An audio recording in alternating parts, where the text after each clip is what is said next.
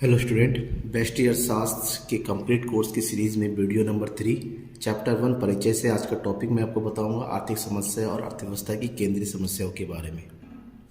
आर्थिक समस्या किसे कहते हैं और केंद्रीय समस्या किसे कहते हैं, पूरी वीडियो को देखिएगा तब आपको दोनों के बारे में सही इन्फॉर्मेशन मिलेगी, अच्छी इन्फॉर्मेशन मिलेगी और एग्जाम के लिए काम आएगा। मैं हूँ नकुल सर, आप देख रहे हैं क्रॉन्स गुरु एंड ढाली। ठीक है, सबसे पहले हम बात करेंगे आर्थिक समस्याओं की। इससे पहले अगर चैनल को सब्सक्राइब नहीं किया है तो चैनल को सब्सक्राइब कर लीजिए। आर्थिक समस्या किसे कहते हैं, क्योंकि हमें पता है, पहले चैप्टर से मैं बार बार बता रहा हूँ कि किसी भी अर्थव्यवस्था में मनुष्य की आवश्यकताएं असीमित होती हैं, जबकि उन आवश्यकताओं को पूरा करने के लिए उनके पास जो साधन होते हैं वो कैसे होते हैं, सीमित होते हैं। असीमित आवश्यकताएं और सीमित साधन, यही किसी भी समस्या का मेन जो होता है, क्या होता है, जड़ होता है। ठीक है ना। अब दूसरी बात यह है, सीमित साधनों के भी कई सारे वैकल्प मौजूद होते हैं जिनके द्वारा हम उन साधनों का उपयोग कर सकते हैं। अब होता क्या है, क्योंकि असीमित आवश्यकताओं की पूर्ति करनी होती है और सभी आवश्यकताओं की पूर्ति हम कर नहीं सकते, तो उसी में से अति आवश्यक आवश्यकताओं की पूर्ति करने के लिए हमें जो साधनों के विकल्प उपलब्ध होते हैं उसमें से सर्वश्रेष्ठ विकल्प का चुनाव करना होता है। और यही सर्वश्रेष्ठ विकल्प का चुनाव करना, चयन करना, ये एक समस्या है जिसे हम चयन की समस्या या चुनाव की समस्या कहते हैं। That means problem of choice. ठीक है। अब अर्थव्यवस्था में इसी को ही आर्थिक समस्या कहते हैं, यानी कि प्रॉब्लम ऑफ चॉइस, यानी कि चुनाव की समस्या को ही आर्थिक समस्या के नाम से जाना जाता है। तो कैसे होता है, क्योंकि हमें असीमित आवश्यकताओं की पूर्ति करनी होती है, तो किन आवश्यकताओं को पहले चुनें और उन आवश्यकताओं को पूर्ति करने के लिए हम कौन से सर्वश्रेष्ठ विकल्प का प्रयोग करें, यही एक प्रॉब्लम होती है और इसी प्रॉब्लम को हम आर्थिक समस्या कहते हैं। और ये वास्तव में हर अर्थव्यवस्था की एक मुख्य समस्या होती है। प्रोफेसर लेफ्टविच ने इस समस्या के बारे में डेफिनेशन दिया था कि आर्थिक समस्या का संबंध वैकल्पिक मानवीय आवश्यकताओं में सीमित साधनों का प्रयोग करने और इन साधनों का इस दृष्टि से प्रयोग करने से है कि आवश्यकताओं की अधिकतम संभव संतुष्टि हो सके। मतलब सीमित साधनों का इस प्रकार से प्रयोग किया जाना है ताकि मानवीय आवश्यकताओं से संबंधित जितना भी उसके विकल्प है उन आवश्यकताओं की अधिकतम संतुष्टि हम कर सकें। सभी आवश्यकताओं की पूर्ति कभी नहीं हो सकती क्योंकि साधन सीमित होते हैं, लेकिन उन आवश्यकताओं में से इन आवश्यकताओं की पूर्ति करना होता है ताकि अधिकतम संतुष्टि की प्राप्ति हो सके।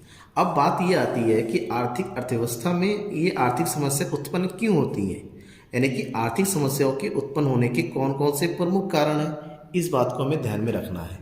तो आर्थिक समस्याओं के उत्पन्न होने के जो कारण है, प्रमुख कारण कुछ 5 है जो मैं आपको बता रहा हूँ। सबसे पहला है असीमित आवश्यकताएं, यानी कि अर्थव्यवस्था में लोगों की, मानव की, उनकी आवश्यकता असीमित है और इतनी असीमित है कि कभी भी उसको हम पूरा नहीं कर सकता। आज अगर हमने अपनी एक आवश्यकता की पूर्ति कर ली तो कल हमारी नई आवश्यकता आ जाएगी।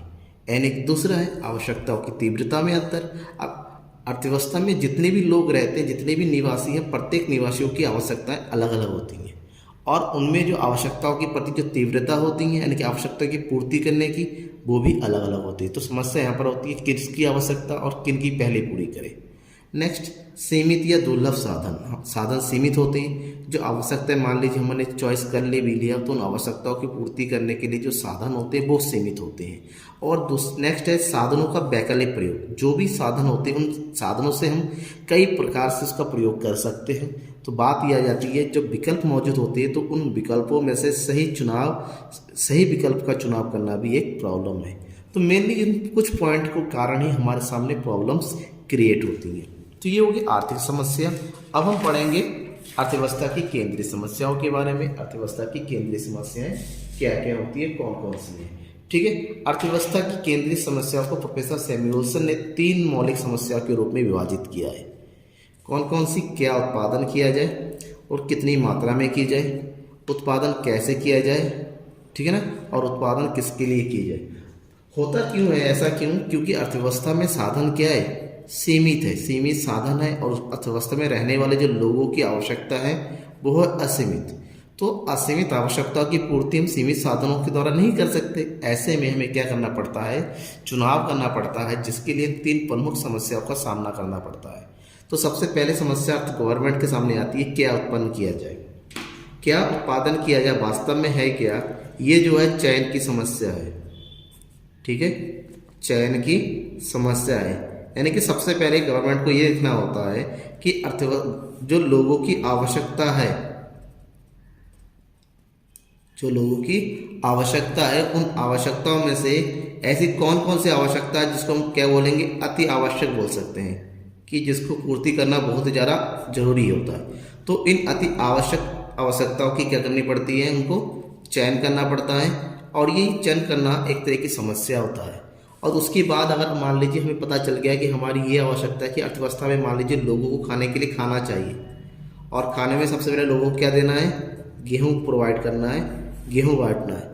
तो अब बात दूसरी बात इसमें आ जाती है कि गेहूँ कितना कितना चाहिए, गेहूँ की कितनी मात्रा होनी चाहिए, ठीक है ना, कितनी मात्रा चाहिए, इसकी क्वांटिटी क्या होगी, ये भी एक प्रॉब्लम। जब इस सबको हम जो है एक तरीके से सॉल्यूशन निकालते हैं तो पहले प्रश्न का जवाब हमें मिल जाता है कि अर्थव्यवस्था में लोगों को गेहूं चाहिए और प्रत्येक परिवार को 5 केजी गेहूं चाहिए। यानी कि अगर भारत में अगर जो है मान लीजिए 100 करोड़ परिवार है, इसका मतलब हमें कितना चाहिए, 500 करोड़ केजी जो है क्या चाहिए, गेहूँ चाहिए। अब चलिए गेहूँ का उत्पादन, अब बात आई है कि नेक्स्ट क्वेश्चन, उत्पादन कैसे किया जाए।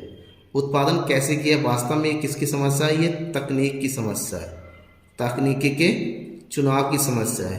किसी भी अर्थव्यवस्था में जो उत्पादन के 2 प्रकार की तकनीक होता है, एक होता है आपका श्रम प्रधान तकनीक और दूसरा होता है पूंजी प्रधान तकनीक। श्रम प्रधान तकनीक का मेन मोटो होता है लोगों के बीच में किसका, रोजगार का सृजन करना, और पूंजी प्रधान का होता है कि उत्पादन का वृद्धि करना, ठीक है ना। अब अर्थव्यवस्था में अगर रोजगार पर अगर ध्यान दिया जाए तो उत्पादन में कमी होगी, उत्पादन पे ध्यान दिया जाए तो रोजगार कम होता है। यानी कि किसी भी अर्थव्यवस्था में उत्पादन के ऐसे जरियों को देखा जाता है जिससे रोजगार भी बढ़े और उत्पादन भी बढ़े। अब अर्थव्यवस्था को मैंने एग्जाम्पल दिया था कि 500 करोड़ केजी जो है क्या चाहिए, अनाज चाहिए।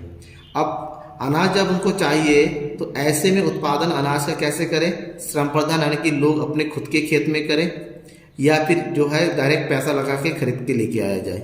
अब बात यहाँ पर आती है, किसी अर्थव्यवस्था में रोजगार भी उत्पन्न होना चाहिए और उत्पादन भी होना चाहिए। ऐसे में दोनों के बीच में सामंजस्य बैठाना एक उपयुक्त निर्णय क्या जाता है।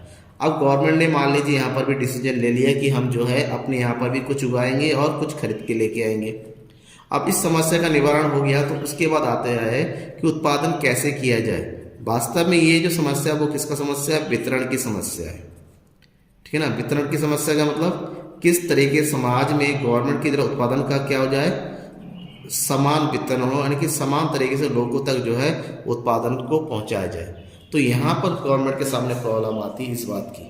तो इसके लिए गवर्नमेंट क्या होती है, कई स्कीम बनाती हैं, जैसे राशनिंग सिस्टम है हमारे सामने, ठीक है ना। जैसे कोरोना के पीरियड में गवर्नमेंट डिसाइड किया सही परिवार के को 5-5 केजी चावल मिलेगा, तो यहाँ पर क्या हो, उसको राशन की दुकान में मिलेगी ताकि जरूरतमंद लोगों को उसकी पूर्ति हो सके। तो बात यहाँ पर आती है गवर्नमेंट के सामने कि किस तरीके से समाज में रहने वाले या देश में रहने वाले जो लोग हैं उनकी आवश्यकताओं की पूर्ति किया जा सके। तो किन आवश्यकताओं की पूर्ति करें, उन आवश्यकताओं की पूर्ति के लिए वस्तुओं का उत्पादन कैसे करें, और उत्पादन होने के बाद उन उत्पादन तक लोगों तक कैसे पहुँचाएं, इसी बात की अध्ययन जो है किया जाता है। और जब इन तीनों का सॉल्यूशन हमें मिल जाता है उसके बाद ही गवर्नमेंट के द्वारा जो है प्रोडक्शन के काम को आगे बढ़ाया जाता है, लोगों की जो है आवश्यकता की पूर्ति के लिए आगे के कदम उठाए जाते हैं। Thank you.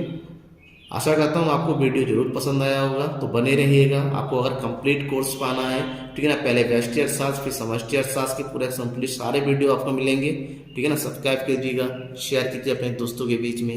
Thank you.